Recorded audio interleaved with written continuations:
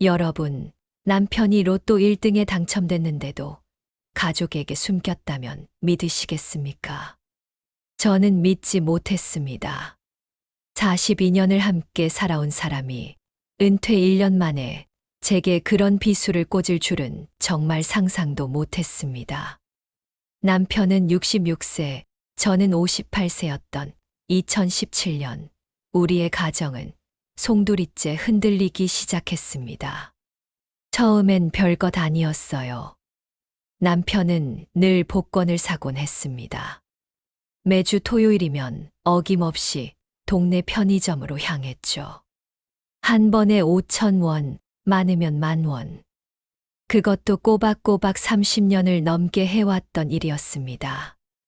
여보, 오늘은 뭔가 좋은 느낌이야. 남편은 항상 그렇게 말하며 복권을 품에 넣고 집으로 돌아왔습니다. 그리고 토요일 저녁 8시 45분.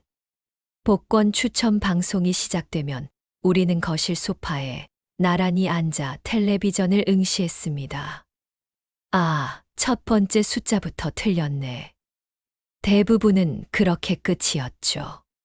하지만 정말 가끔씩은 운이 따랐습니다. 5등에 당첨되어 5,000원을 받거나 4등에 당첨되어 5만 원을 받는 날이면 남편의 얼굴에는 마치 큰 복을 받은 사람처럼 환한 미소가 번졌습니다. 자, 오늘은 우리 외식하자. 삼겹살에 소주 한 병이면 되지. 그런 날이면 저도 기뻤습니다. 5만 원이 큰 돈은 아니었지만 남편과 함께 나눈 그 소소한 행복들이 얼마나 소중했는지 지금에서야 깨닫게 됩니다. 남편은 은퇴 전까지 35년간 중소기업에서 경리로 일했습니다. 월급이 많지는 않았지만 성실하게 한 달도 빠지지 않고 가정에 생활비를 갖다 주었죠. 저는 동네 슈퍼마켓에서 파트타임으로 일하며 보조 수입을 올렸고 두 딸을 대학까지 보낼 수 있었습니다. 아빠, 로또 또 사셨어요? 큰딸 미영이가 가끔 놀리듯 말하곤 했습니다. 그런 거 사지 말고 적금이나 더 넣으시지. 하지만 남편은 언제나 같은 대답이었습니다. 이건 아빠의 꿈 중 하나야. 만약에 당첨되면 너희 둘 다 집 사줄 수 있을 텐데. 그 말을 들을 때마다 저는 남편이 참 순수하다고 생각했습니다. 66세가 되도록 꿈을 포기하지 않는 남자. 비록 현실적이지는 않았지만 가족을 위한 마음만큼은 진실했으니까요. 2016년 3월 남편이 정년퇴직을 했습니다.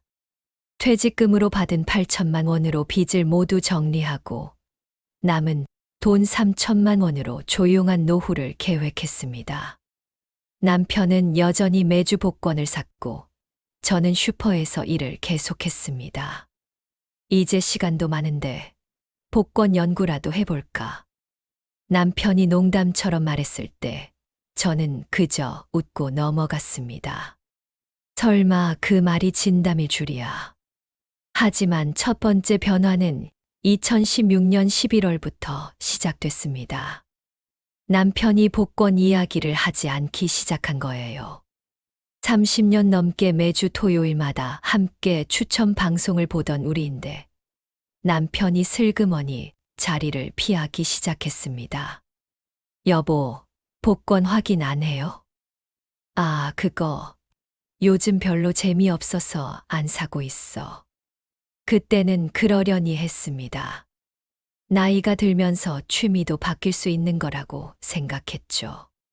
하지만 뭔가 이상했어요. 남편의 표정이 예전과 달랐거든요. 무언가를 숨기고 있는 듯한, 불안해하는 듯한 그런 모습이었습니다. 그리고 남편은 점점 말수가 줄어갔습니다. 예전에는 저녁 식사 시간마다 이런저런 이야기를 나누었는데, 이제는 밥만 먹고 바로 방으로 들어가 버렸어요.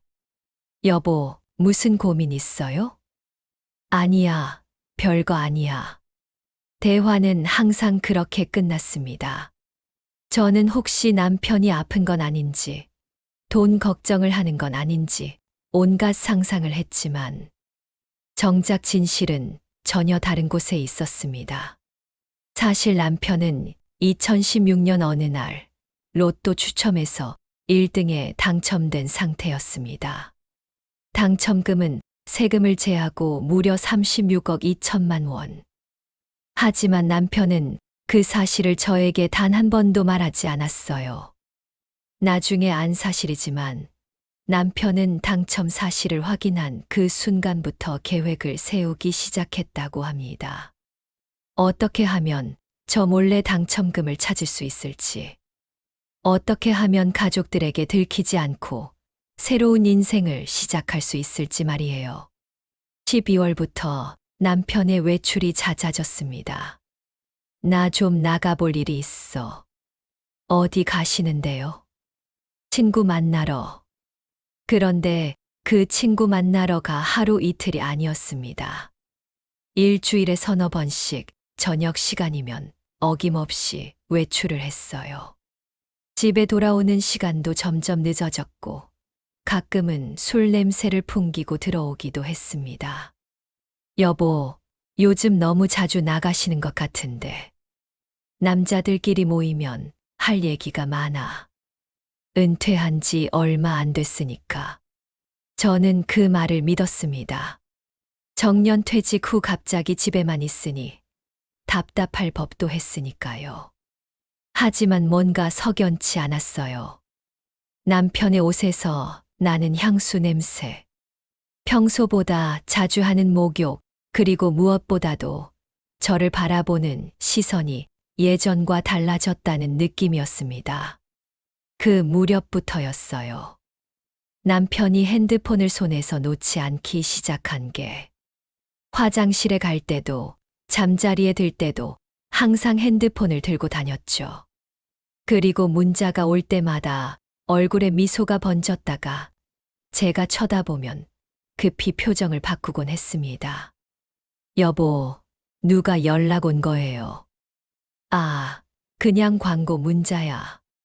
하지만 광고 문자를 받고 그렇게 기뻐할 사람이 어디 있을까요?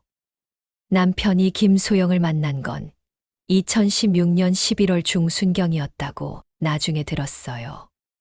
당첨 사실을 확인하고 며칠 후였죠.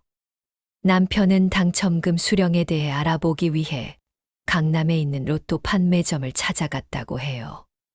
거기서 아르바이트를 하던 사람이 바로 김소영이었습니다. 김소영은 당시 43세의 이혼녀였어요. 남편과 13년 전에 이혼한 후 혼자 살고 있었죠. 로또 판매점에서 일하며 생계를 이어가고 있었습니다.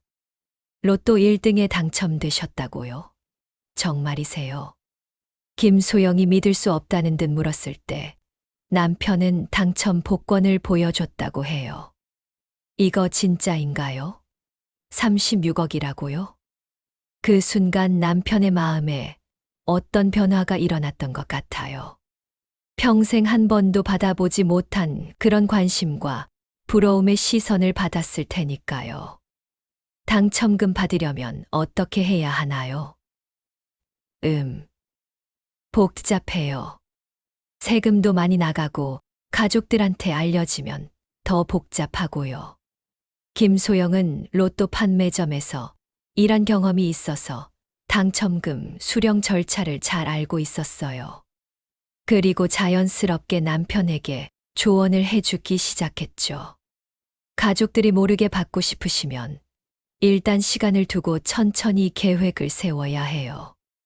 그렇게 시작된 만남이 점점 잦아졌습니다. 남편은 김소영을 만나기 위해 거의 매일 강남을 오갔어요. 처음에는 당첨금 수령에 대한 상담이었지만 시간이 지날수록 다른 이야기들을 나누기 시작했죠. 김소영은 남편에게 새로운 세상을 보여줬습니다. 홍대 클럽, 강남의 고급 레스토랑, 백화점 명품관. 남편이 평생 경험해보지 못한 화려한 세상이었어요. 이런 곳도 있다니. 몰랐네. 오빠, 돈 있으면 이런 생활도 할 수 있어요. 평생 고생만 하며 살 필요 없잖아요. 김소영의 말은 남편의 마음에 파고들었어요.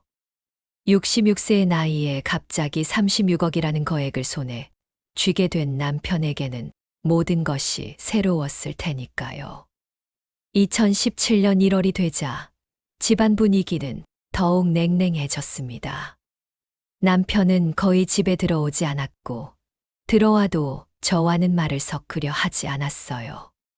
어느 날 저녁 남편이 평소보다 일찍 외출을 했는데 핸드폰을 깜빡 놓고 간 거예요.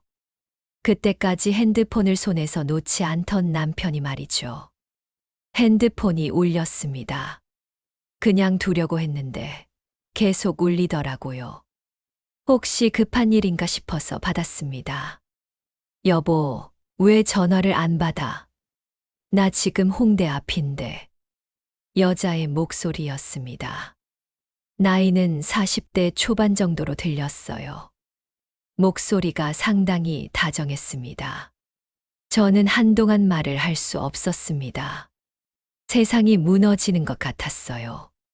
그동안의 의심이 현실이 되는 순간이었으니까요. 누구세요? 조심스럽게 물었을 때 전화기 너머로 당황하는 소리가 들렸습니다. 아, 죄송합니다. 잘못 걸었나 봐요. 뚝, 전화가 끊어졌습니다. 저는 그 자리에 주저앉고 말았어요. 온몸이 떨렸습니다. 42년이라는 세월이 한순간에 무너지는 느낌이었죠. 그동안 남편을 믿어왔던 제가 바보였을까요? 1시간 후 남편이 급하게 들어왔습니다. 핸드폰 여기 두고 갔나? 네, 여기 있어요. 그런데 아까 전화 왔어요. 전화? 남편의 얼굴이 굳어졌습니다. 여자분이 전화했는데 홍대 앞에 있다고. 그건 잘못 걸린 거야.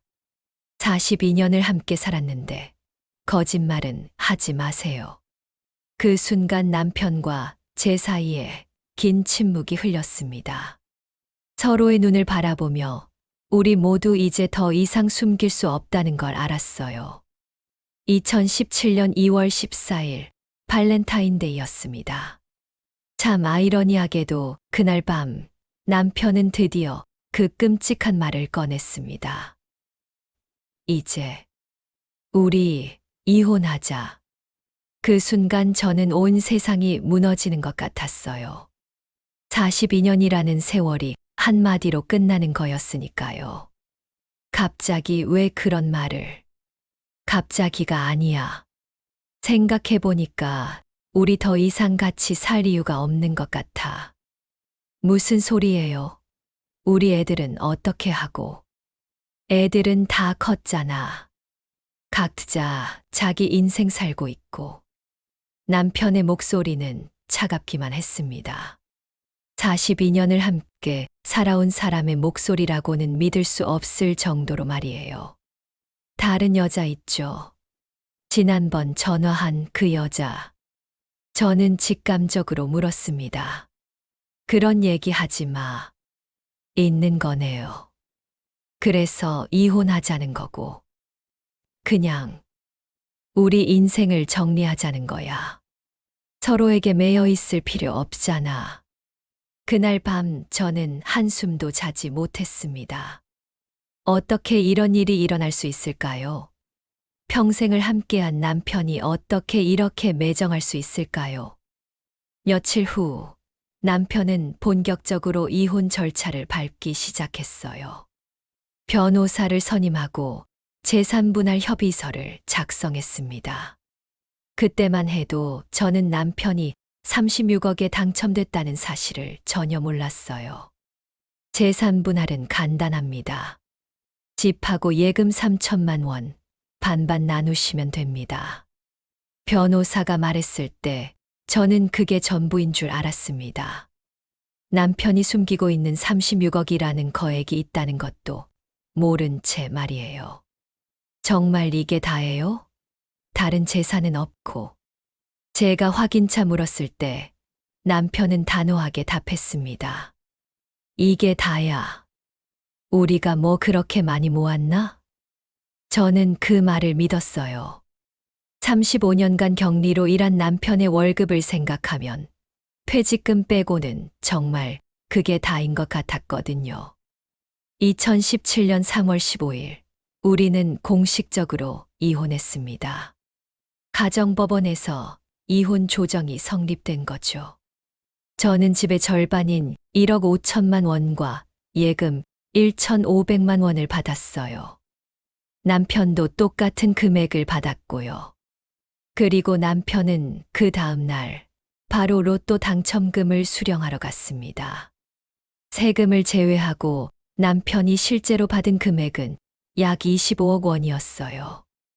이혼 조정서가 확정된 바로 다음 날 말이에요. 이 모든 것이 계획된 일이었던 거죠. 저는 한 달 후에야 이 사실을 알게 됐습니다. 동네 사람들의 소문을 통해서 말이에요. 어머, 그 집 남편이 로또에 당첨됐다면서. 슈퍼마켓에서 일하던 중에 들은 얘기였어요. 얼마나 당첨됐다고? 글쎄, 몇십억 당첨됐다던데. 이혼하고 나서 바로 찾으러 갔다더라고. 그 순간 저는 온몸에 소름이 돋았습니다. 설마 했는데 정말 그런 일이 벌어진 거였어요. 집에 와서 인터넷으로 확인해 봤습니다. 남편이 산 로또 날짜의 1등 당첨자는 1명, 당첨금 36억 2천만 원. 그리고 이 수령했다는 기록까지 있었어요. 그 순간 저는 모든 것을 깨달았습니다. 왜 남편이 갑자기 이혼을 요구했는지, 왜 그렇게 서두르며 재산 분할을 마무리하려 했는지, 왜 복권 이야기를 하지 않았는지 말이에요. 분노가 치솟았습니다. 42년을 함께 살면서 이렇게까지 배신당할 줄은 꿈에도 몰랐어요. 그동안 남편을 위해 희생한 모든 것들이 한순간에 무너지는 느낌이었습니다. 이 사기꾼, 이 도둑놈. 저는 혼자 집에서 소리를 질렀어요. 42년 동안 모은 우리의 추억들, 함께 키운 두 딸들, 그리고 노후를 함께 보내려던 계획들이 모두 거짓이었던 거예요. 하지만 울고만 있을 수는 없었습니다. 저는 곧바로 변호사를 찾아갔어요. 재산 분할 재심 청구를 할 수 있나요? 어떤 경우인지 말씀해 보세요. 제가 상황을 설명하자 변호사의 표정이 진지해졌습니다. 이혼 당시에 존재했던 재산을 숨겼다면 충분히 가능합니다. 특히 혼인 중에 당첨된 로또 당첨금은 부부 공동 재산으로 봅니다. 정말요? 네. 민법 제839조에 따르면 혼인 중 부부의 협력으로 이루어진 재산은 공동재산으로 추정됩니다. 로또 복권도 혼인 중 남편이 구입한 것이라면 당첨금 역시 부부 공동재산에 해당해요. 법적 근거를 들으니 마음이 조금 놓였어요. 하지만 변호사는 주의사항도 알려줬습니다. 다만 대법원 2018-126,548 판결에 따르면 로또 당첨금이 부부 공동재산이라 할지라도 기여도를 고려해서 분할 비율이 달라질 수 있어요. 또한 상대방이 고의로 재산을 은닉했다는 점을 입증해야 하는데 이혼 직후 당첨금을 수령한 시점이 중요한 증거가 될 것 같습니다. 그 말을 듣는 순간 저는 희망을 가졌어요. 남편이 저를 속였지만 법은 제 편이었으니까요. 그런데 시간이 많이 걸릴 수 있습니다. 그리고 상대방이 강하게 반발할 가능성도 높고요. 상관없어요. 끝까지 해볼 거예요. 2017년 5월 저는 재산분할 심판 청구를 법원에 제출했습니다.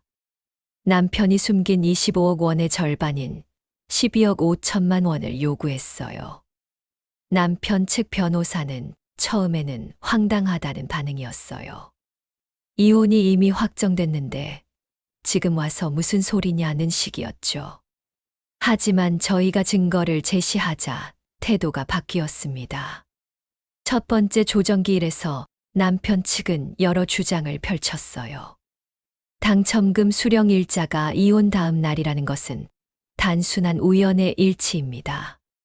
로또 당첨금은 1년 내에 찾아야 하는데 마침 그 시점이 이혼 시기와 겹친 것뿐입니다.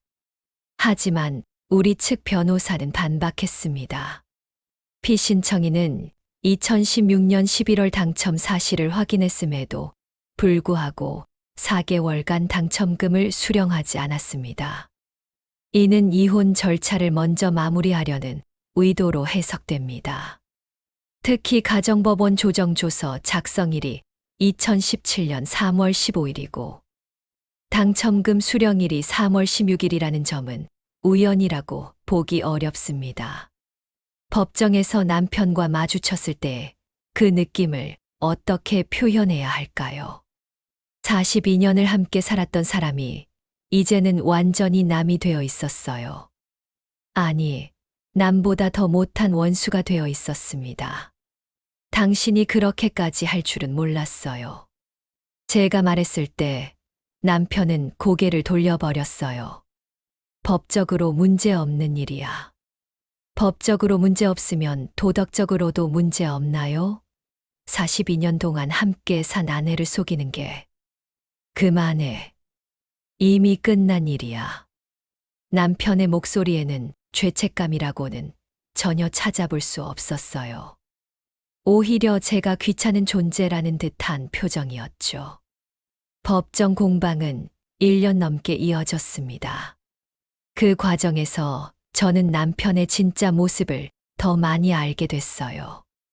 당첨금을 받은 직후부터 김소영과 본격적으로 동거를 시작했다는 것, 강남에 고급 오피스텔을 전세로 얻어서 함께 살고 있다는 것, 그리고 매일같이 고급 레스토랑과 클럽을 다니며 돈을 물쓰듯 한다는 것까지 말이에요. 남편 측에서는 다양한 항변을 제기했습니다. 로또 당첨은 순전히 운에 의한 것으로 부부의 협력과는 무관합니다. 따라서 특유재산으로 보아야 합니다. 하지만 법원은 이를 받아들이지 않았어요. 대법원 판례에 따르면 혼인 중 취득한 재산은 부부 중 어느 일방의 명의로 되어 있거나 어느 일방이 관리하고 있더라도 부부가 공동으로 형성한 재산으로 추정된다고 하였습니다. 로또 복권 역시 혼인 중 가계 수입으로 구입한 것이므로 당첨금은 부부 공동재산에 해당합니다. 2018년 8월 1심 판결이 나왔습니다. 피고는 원고에게 8억 원을 지급하라. 전액은 아니었지만 상당한 금액을 인정받았어요. 법원은 혼인 중에 당첨된 로또 당첨금은 부부 공동재산에 해당하며 이를 고의로 숨긴 것은 재산 분할에서 불리하게 참작되어야 한다고 판시했습니다. 그 순간 저는 정말 통쾌했어요. 42년을 함께 살았던 아내를 속이고 버린 남편에게 법이 심판을 내린 거였으니까요. 하지만 기쁨도 잠시, 남편은 곧바로 항소했어요. 8억이라니 말도 안 돼. 남편이 법정에서 소리를 질렀을 때 저는 이 사람이 정말 제가 42년 동안 함께 살았던 그 사람이 맞나 싶었어요. 돈이 사람을 이렇게까지 변하게 만들 수 있다는 게 믿어지지 않았거든요. 2심에서 남편 측은 더욱 치밀한 전략으로 나왔어요. 신청인이 주장하는 재산은닉 의도를 입증할 명확한 증거가 부족합니다. 또한 로또 당첨금의 특성상 순수한 행운에 의한 것이므로 일반적인 부부 공동재산과는 성격이 다릅니다. 하지만 우리 측도 만만치 않았어요. 남편이 김소영과 만난 시점, 이혼을 요구한 시점, 당첨금을 수령한 시점의 연관성을 체계적으로 입증했거든요. 피신청인은 당첨 사실을 확인한 직후부터 계획적으로 이혼을 추진했습니다. 또한 당첨금 수령을 이혼 성립 직후로 의도적으로 늦춘 것은 재산 분할을 회피하려는 명백한 의도로 해석됩니다. 2019년 3월 2심 판결에서는 6억 원으로 금액이 줄었지만 여전히 상당한 액수였어요.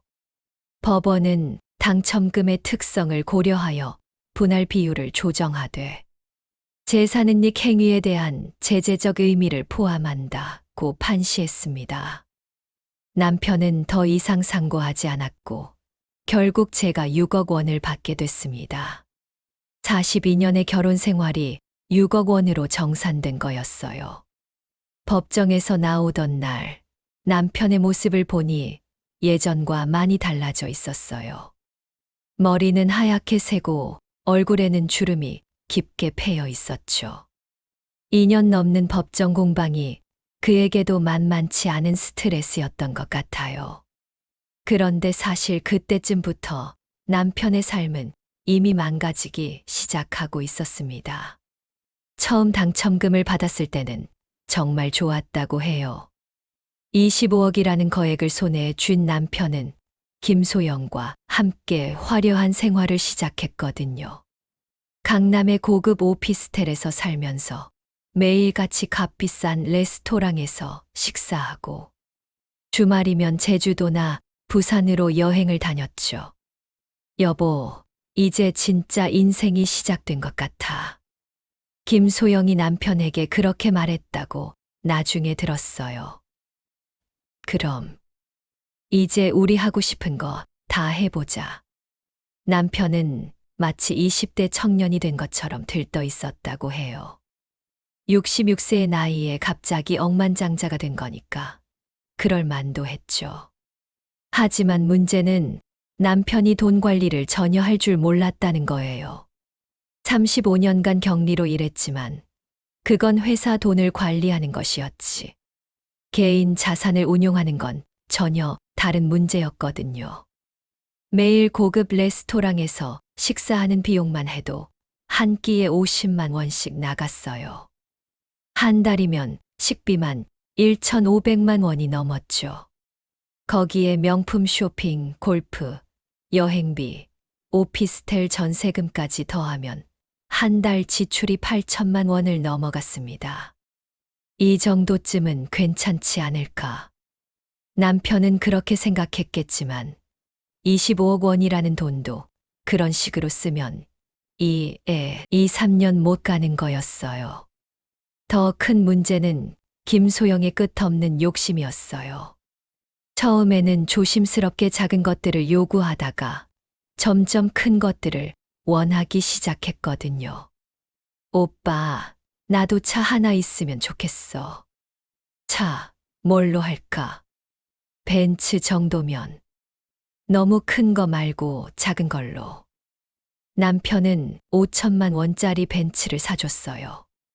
그것도 현금으로 말이죠. 하지만 김소영의 요구는 거기서 멈추지 않았어요. 오빠, 고마워. 근데 내 친구들이 보면 좀 창피할 것 같아. 이 정도 차면 별로 비싸 보이지 않잖아. 그럼 어떤 걸로 할까? 외제차는 역시 BMW 아니면 벤츠 큰 거. 1억 정도 하는 걸로? 결국 남편은 1억 2천만 원짜리 BMW를 또 사줬어요. 그것도 기존 벤츠를 팔지도 않고 추가로 말이죠. 옷도 마찬가지였어요. 처음에는 백화점에서 쇼핑하더니 나중에는 명품 매장만 찾았죠. 한 번 쇼핑할 때마다 3회 34천만 원씩 썼어요. 오빠, 이 가방 어때? 에르메스 버킨백인데. 얼마야? 6천만 원 정도. 좀 비싸긴 한데. 나중에 더 비싸질 거래. 남편은 6천만 원짜리 가방도 주저없이 사줬어요.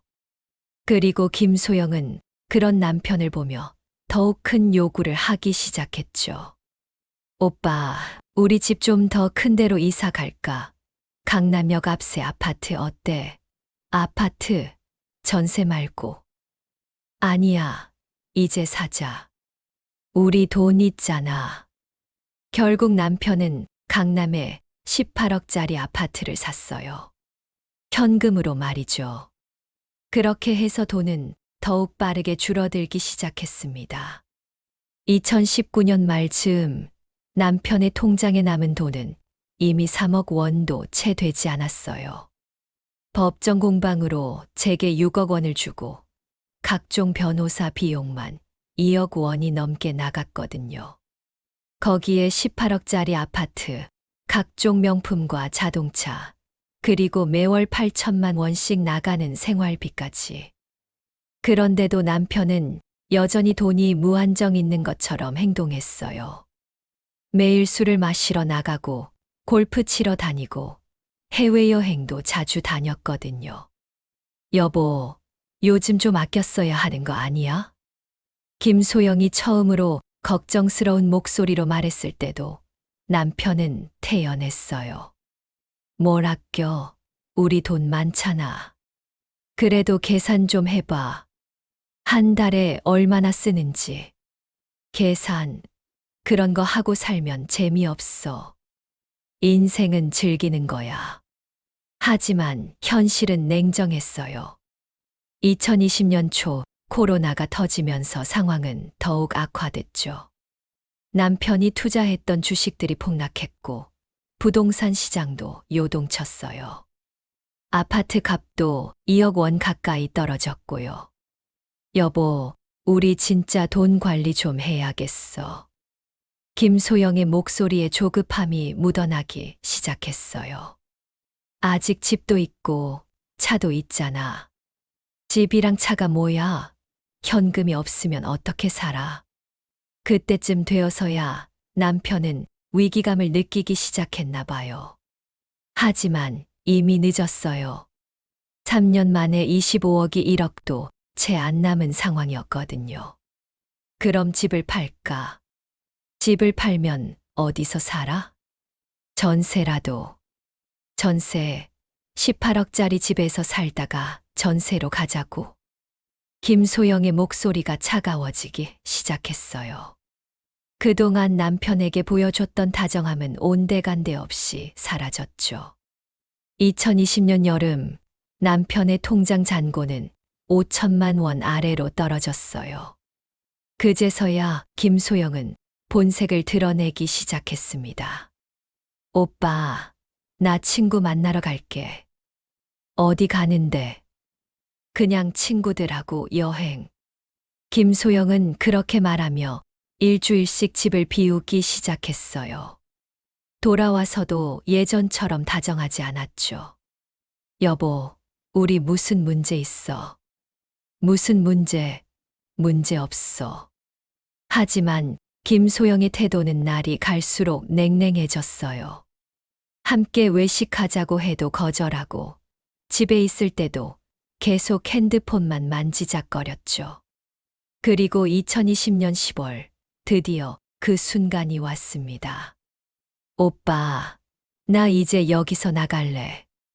김소영이 짐을 싸며 말했어요. 갑자기 왜? 무슨 일 있어? 그냥 더 이상 여기 있고 싶지 않아.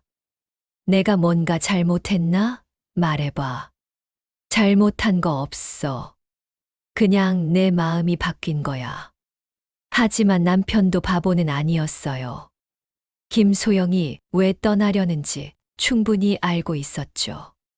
돈이 떨어지니까 더 이상 함께 있을 이유가 없어진 거였어요.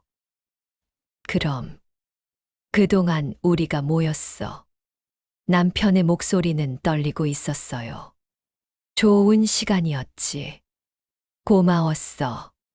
고마웠다고. 그게 끝이야. 오빠도 알잖아. 사랑만으로는 살 수 없다는 거. 그 말을 듣는 순간 남편은 모든 걸 깨달았다고 해요. 자신이 얼마나 바보였는지 42년 함께 살았던 아내를 버리고 무엇을 선택한 건지 말이에요. 김소영이 떠난 후 남편은 혼자 18억짜리 아파트에서 살았어요. 하지만 관리비만 월 200만 원이 나가는 상황에서 그것도 오래 버틸 수 없었죠. 2021년 초 남편은 결국 아파트를 팔았어요. 하지만 금매로 내놓다 보니 14억에 팔릴 수밖에 없었고 여기서 각종 세금을 빼니 남는 게 12억 정도였어요. 이제 좀 정신 차리고 살아야겠다. 남편이 그렇게 다짐했지만 이미 늦었어요. 돈 쓰는 습관이 몸에 배어버린 거였거든요. 12억을 가지고도 여전히 호화롭게 살려고 했어요. 새로 이사한 전세집도 8억짜리였고 매월 생활비는 여전히 2천만 원씩 나갔어요. 술, 골프, 도박. 남편은 외로움을 달래려 더 큰 돈을 쓰기 시작했습니다. 2021년 말 남편은 결국 고시원으로 이사해야 했어요. 36억에 당첨된 지 5년 만에 고시원 신세가 된 거죠. 그때까지 남은 돈은 고작 3천만 원뿐이었어요. 그리고 2022년 봄, 저는 동네 사람들을 통해 남편의 근황을 듣게 됐습니다. 어머, 그 집 남편 지금 어떻게 사는지 알아? 고시원에서 혼자 살고 있다더라고. 정말 로또 당첨돼서 부자 됐다던 사람이? 맞아. 돈 다 날리고 지금은 기초생활수급도 신청했다던데. 그 말을 듣는 순간 제 마음은 정말 복잡했어요. 한편으론 통쾌했죠. 저를 그렇게 배신하고 떠난 남편이 결국 망하는 걸 보니 말이에요. 속이 다 시원했어요. 잘 됐다. 마땅한 벌을 받은 거야. 처음에는 그런 생각뿐이었어요. 42년을 함께 살았던 아내를 36억 때문에 버린 남편이 결국 그 돈을 다 날리고 거지가 됐다니. 이보다 더 통쾌한 복수가 어디 있겠어요? 하지만 또 한편으론 마음이 아팠어요. 42년을 함께 살았던 사람이 그렇게 초라한 신세가 됐다니.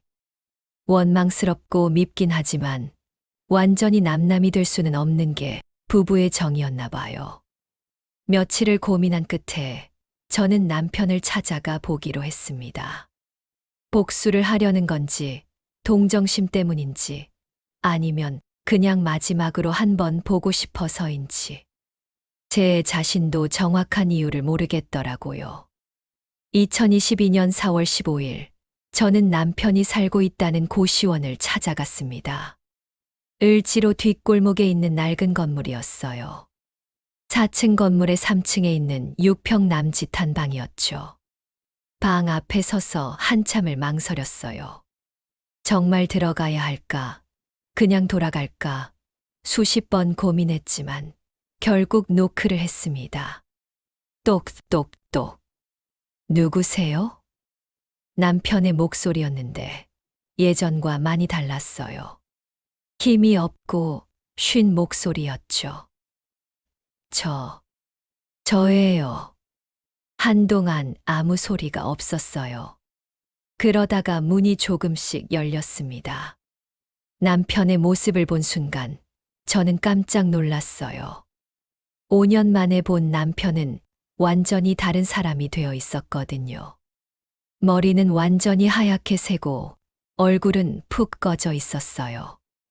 옷도 낡았고 무엇보다 눈빛이 완전히 죽어 있었죠.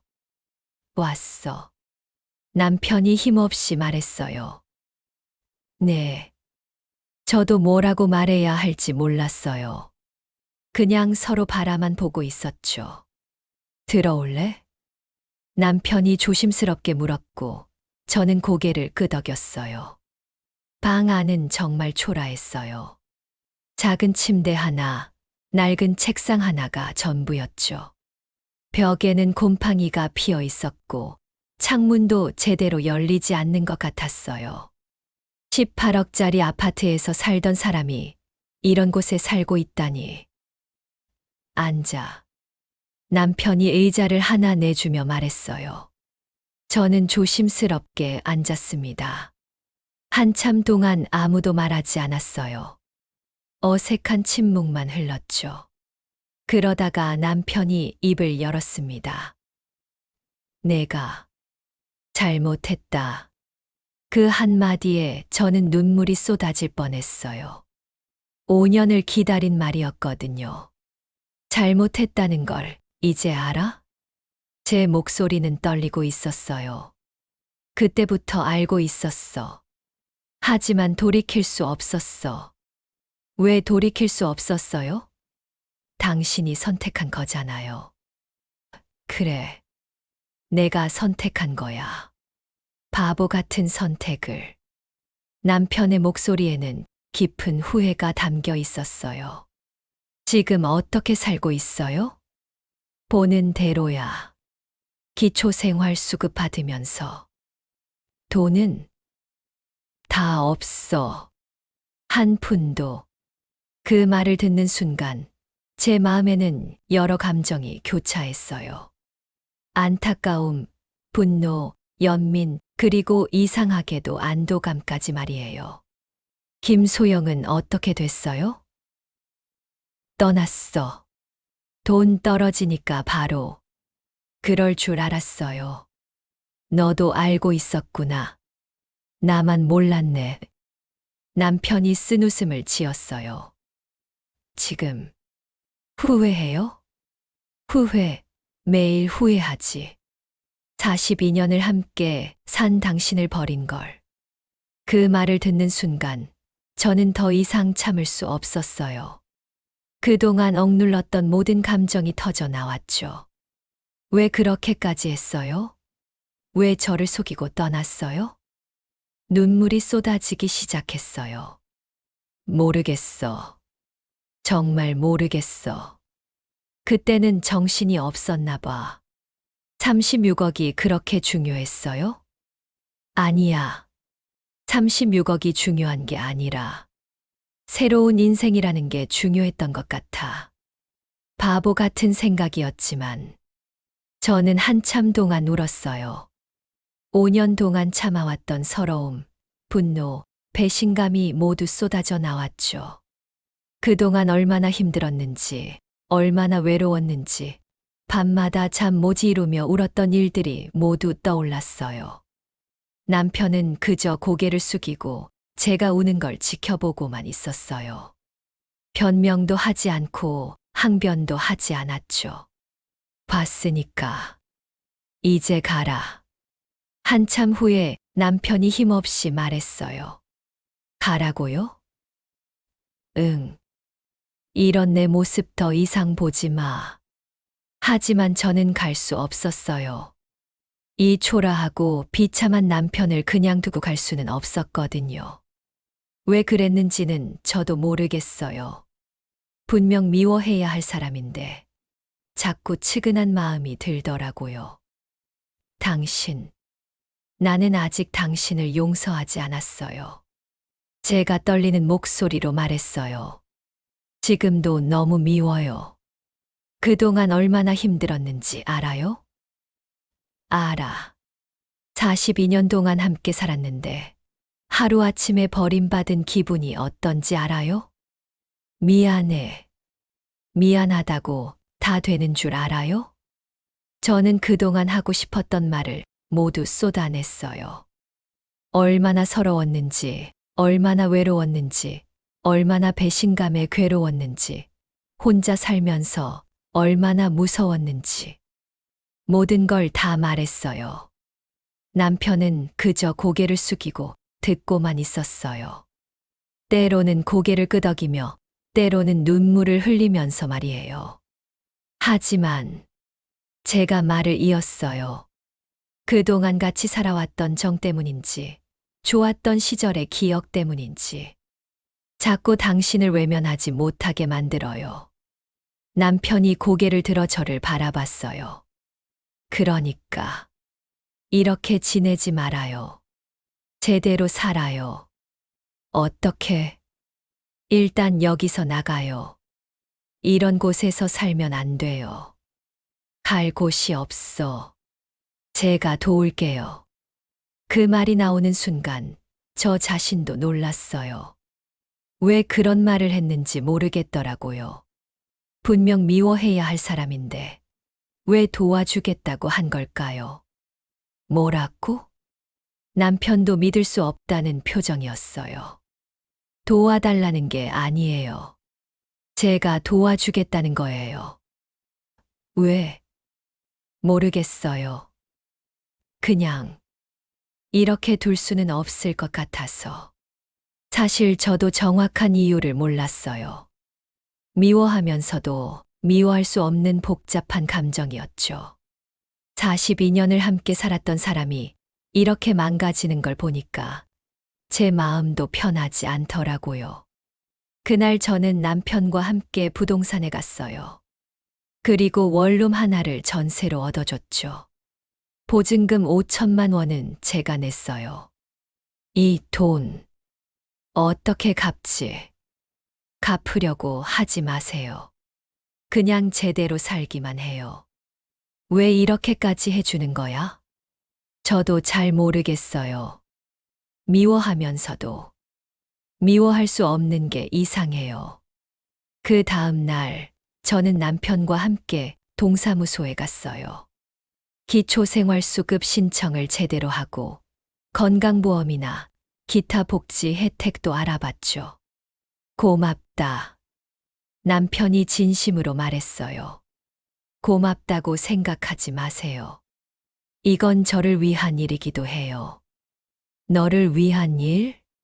42년을 함께 산 사람이 이렇게 망가지는 걸 보면 저도 마음이 편하지 않거든요. 그렇게 해서 남편은 새로운 곳에서 생활하기 시작했어요.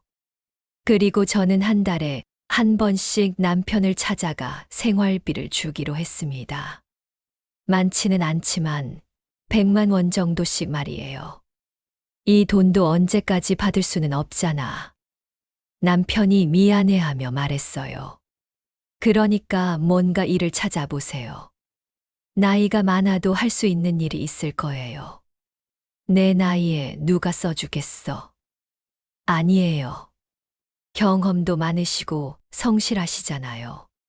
제가 격려하자 남편은 정말로 일자리를 찾기 시작했어요. 여러 곳에 지원했지만 쉽지 않았죠. 71세라는 나이가 걸림돌이었어요. 하지만 포기하지 않고 계속 노력했어요. 그리고 6개월 후 마침내 작은 회계사무소에서 파트타임 일자리를 구했습니다. 월급은 120만 원으로 많지 않았지만 적어도 기초생활수급에 의존하지 않고 자립할 수 있는 정도는 됐어요. 첫 월급이야. 남편이 저에게 봉투를 내밀었어요. 이게 뭐예요? 그동안 도움받은 거 조금씩이라도 갚으려고. 받을 수 없어요. 받아. 이거라도 받아야 내 마음이 편해. 봉투 안에는 50만 원이 들어 있었어요. 많은 돈은 아니었지만 남편의 진심이 느껴졌죠. 그렇게 한 해가 지났습니다. 남편은 성실하게 일했고 저도 가끔 만나서 안부를 물었어요. 예전처럼 부부는 아니었지만 그렇다고 완전히 남남도 아닌 묘한 관계였죠. 2023년 가을 남편이 갑자기 아프다고 연락이 왔어요. 병원에 가봤는데 당뇨가 심해졌다고 하네. 관리 잘 안 하셨나 봐요. 그동안 술도 많이 마시고 제대로 된 음식도 못 먹었으니까. 저는 그날부터 일주일에 한 번씩 남편을 위해 반찬을 만들어 갖다 주기 시작했어요. 당뇨에 좋은 음식들로 정성스럽게 만들어서 말이에요. 이렇게까지 해줄 필요 없는데 건강 챙기세요. 아프면 일도 못 하잖아요. 고마워. 정말 고마워. 남편의 목소리에는 진심 어린 감사가 담겨 있었어요. 어느 날 남편이 제게 말했습니다. 정말 미안해. 평생 미안할 거야. 이제 그런 말 하지 마세요. 아니야. 해야 할 말이야.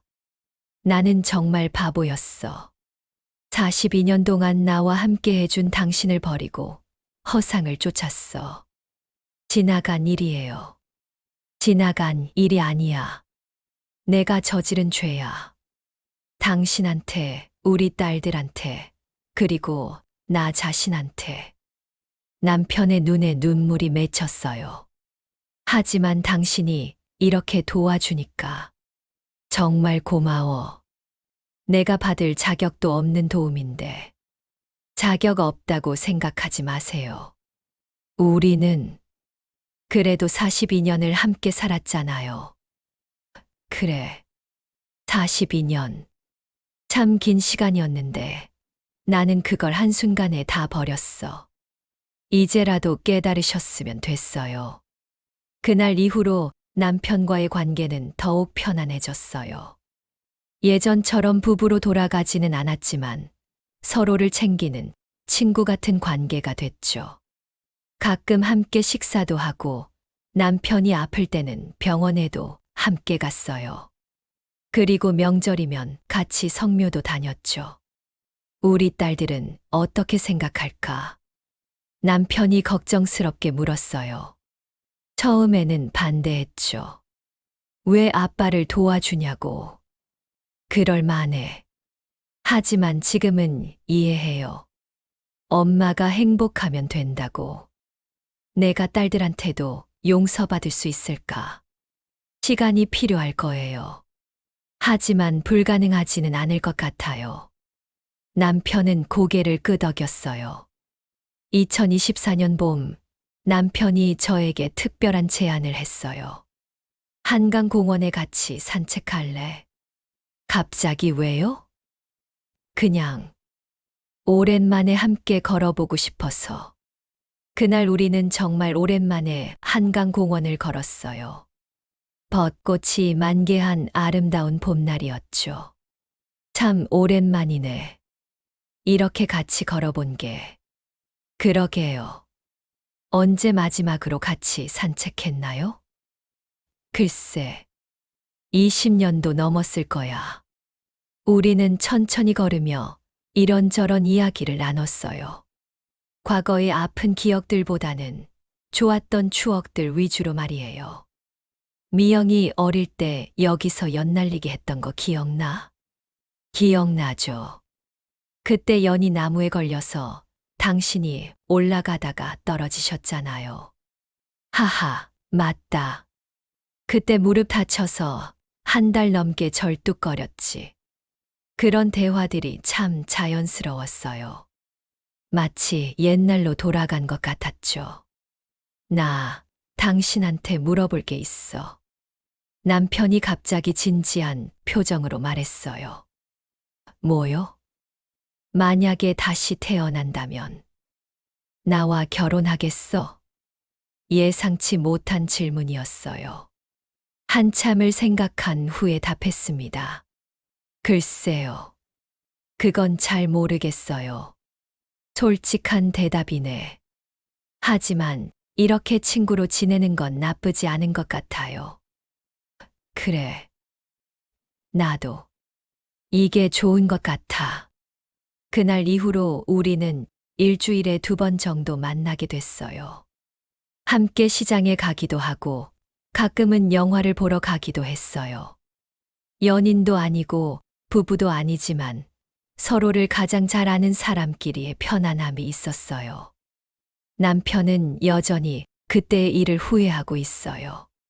그리고 저는 완전히 용서했다고는 할 수 없지만 더 이상 미워하지는 않아요. 2024년 여름 남편이 제게 편지를 주었어요. 웬 편지예요? 읽어봐. 편지에는 이런 내용이 적혀 있었어요. 사랑하는 당신에게 42년을 함께 살면서 나는 한 번도 당신에게 제대로 된 편지를 써본 적이 없었다. 항상 말로만 사랑한다고 했지. 마음을 담은 글을 써본 적이 없었다. 지금이라도 늦지 않았다면 내 진심을 전하고 싶다. 당신을 배신한 것은 내 평생의 죄다. 36억이라는 돈에 눈이 멀어 42년의 세월을 헌신짝처럼 버린 것은 용서받을 수 없는 일이다. 하지만 당신은 그런 나를 용서해 줬다. 아니, 용서는 아니더라도 손을 내밀어 줬다. 그 마음이 얼마나 고마운지 모른다. 이제 나는 안다. 진짜 행복이 뭔지, 진짜 사랑이 뭔지 말이다. 36억으로는 살 수 없는 것들이 있다는 것도 안다. 당신과 함께했던 42년이 내 인생의 전부였다. 그리고 당신이 다시 내 곁에 있어준 이 인연이 내 인생의 축복이다. 다시 부부로 돌아갈 수는 없을 것이다. 내가 저지른 일이 너무 크니까. 하지만 이렇게라도 당신 곁에 있을 수 있다면 그것만으로도 감사하다. 남은 생을 당신에게 속죄하며 살겠다. 그리고 진짜 사랑이 무엇인지 보여주고 싶다. 고맙다. 정말 고맙다. 평생 당신을 사랑하는 남자가. 편지를 읽는 동안 눈물이 났어요. 42년 만에 받은 남편의 첫 번째 편지였거든요. 감동적이네요. 제가 말하자 남편이 부끄러워했어요. 글 솜씨가 없어서. 아니에요. 마음이 느껴져요.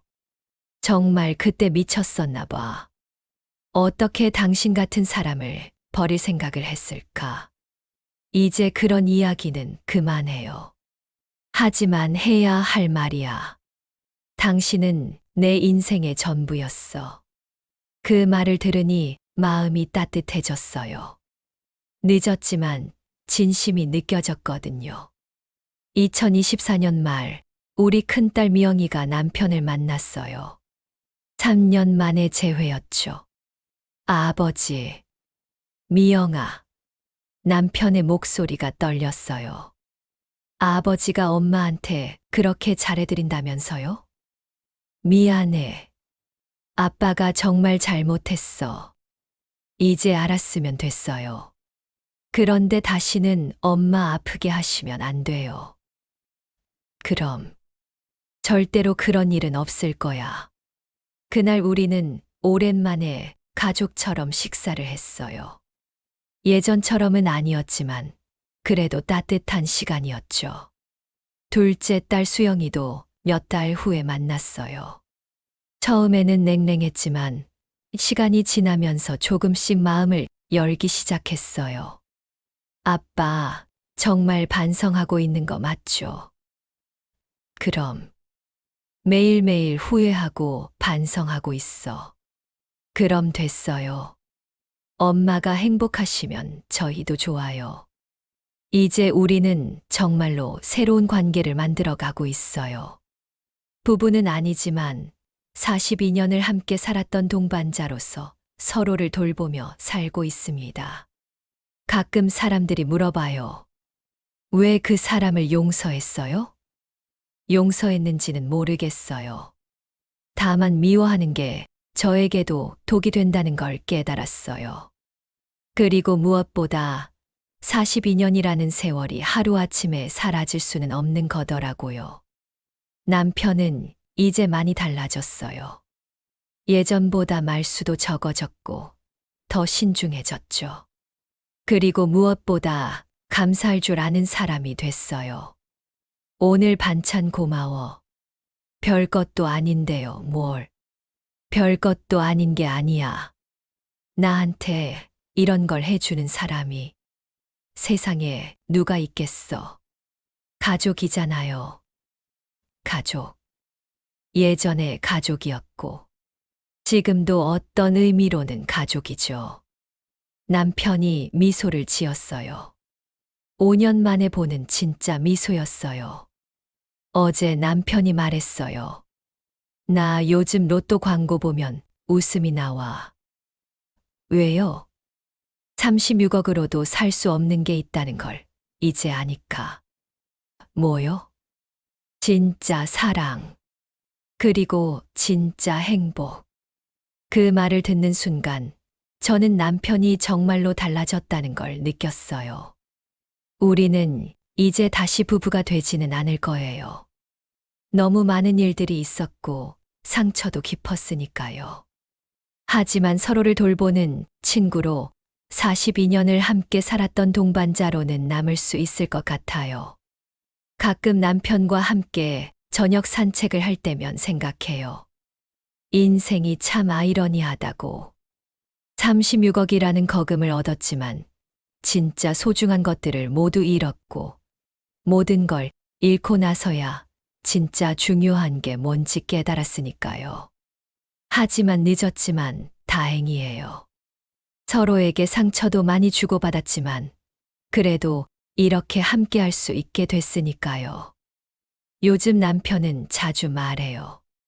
내가 진짜 부자였던 건 36억이 있을 때가 아니라 당신과 함께했던 42년이었어. 그런 말을 들을 때면 저도 마음이 따뜻해져요. 미워할 수도 있고 용서하지 않을 수도 있지만 그보다는 함께 나이 들어가는 게 더 의미 있는 것 같거든요. 사랑하는 여러분, 우리 부부의 이야기는 여기서 끝납니다. 드라마틱한 재결합도 완벽한 해피엔딩도 아니에요. 하지만 현실적이고 진솔한 결말이라고 생각해요. 때로는 용서가 복수보다 더 큰 힘을 갖습니다. 그리고 때로는 함께 나이 들어가는 것이 혼자 살아가는 것보다 더 아름다울 수 있어요. 36억이라는 거금도 진짜 사랑과 진짜 행복은 살 수 없다는 걸 늦었지만 우리는 깨달았습니다. 여러분도 소중한 사람들을 잃고 나서 후회하지 마시고 지금 옆에 있는 사람들의 소중함을 느끼시길 바라요. 그리고 실수했을 때는 진심으로 사과하고 상처받았을 때는 용서할 줄도 아는 그런 따뜻한 사람이 되셨으면 좋겠어요. 우리의 이야기가 여러분에게 작은 깨달음이 되었기를 바라며 긴 이야기를 들어주셔서 감사합니다. 인생은 한 번뿐입니다. 돈보다 소중한 것들을 놓치지 마세요. 감사합니다.